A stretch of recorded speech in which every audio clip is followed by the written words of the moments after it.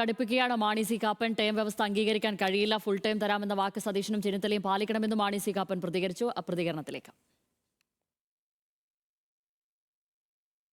VD. Satheesan തന്നെ വന്ന് പ്രസംഗിച്ചല്ലേ പാലയിൽ. Mani C Kappan അങ്ങോട്ട് പോകുന്ന വണ്ടിയിലായിരിക്കില്ല, കൊടിവെച്ച വണ്ടിയിലായിരിക്കും തിരിച്ചു വരുന്നതെന്ന്. അങ്ങനെ വി.ഡി. സതീശൻ പ്രസംഗിച്ചു. അതുപോലെ രമേശ് ചെന്നിത്തല പുള്ളി കൺവെൻഷൻ വന്നപ്പം അദ്ദേഹം അത് തന്നെ പറഞ്ഞു, ഇത് പാലായ്ക്കൊരു വലിയ സമ്മാനം കിട്ടാനിരിക്കുന്നു. രണ്ടാളും ഇത് പറഞ്ഞതാണ്.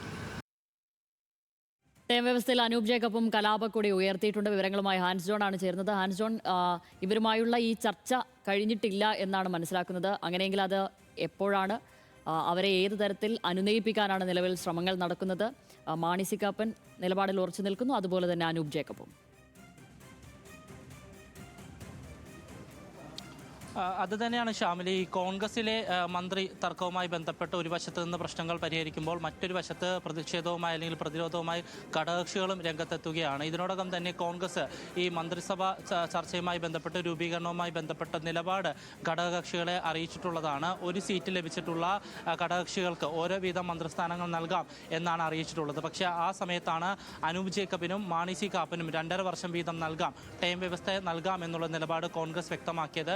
പക്ഷേ അത് പോരാ എന്നുള്ള നിലപാടാണ് ഇരുവരും ഇപ്പോൾ സ്വീകരിച്ചിരിക്കുന്നത്.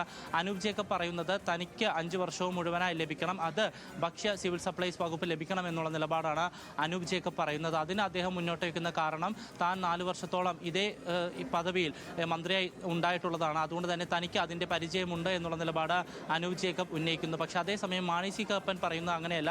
കഴിഞ്ഞ തവണവും താൻ പാലായിൽ നിന്ന് MLA ആയതാണ്, അന്ന് തന്നെ പരിഗണിച്ചില്ല. പക്ഷേ ഇത്തവണ ഈ നിയമസഭാ തെരഞ്ഞെടുപ്പിൻ്റെ പ്രചരണവുമായി ബന്ധപ്പെട്ട് പാലാ മണ്ഡലത്തിലെത്തിയപ്പോൾ വി.ഡി. സതീശനും അതിനോടൊപ്പം തന്നെ രമേശ് ചെന്നിത്തലയും ഉറപ്പു നൽകിയതാണ്, സാധാ ഒരു കാറിൽ തിരിച്ചു പോകില്ല, മന്ത്രിയുടെ കൊടിവെച്ച കാറിൽ തിരിച്ചു പോകും എന്നുള്ള നിലപാട്, തന്നെ മന്ത്രിയാക്കും എന്ന് അറിയിച്ചിട്ടുള്ളതാണ്.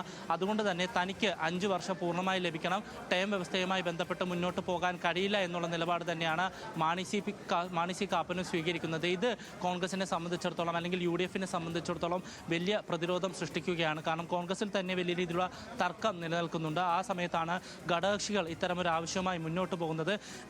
ക്ഷമിക്കണം, കോൺഗ്രസിനെ സംബന്ധിച്ചിടത്തോളം ഇനിയിപ്പോൾ 2 ടൈം വ്യവസ്ഥ നൽകുക എന്നതല്ലാതെ മറ്റൊരു ഒരു കാര്യം അല്ലെങ്കിൽ ഒരു തീരുമാനം കോൺഗ്രസിൻ്റെ ഭാഗത്തില്ല.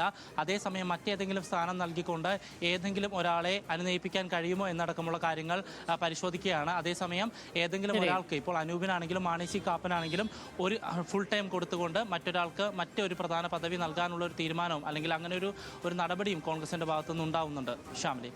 ശരി, ഹാൻസ് ആണ് വിവരങ്ങൾ നൽകിയത്.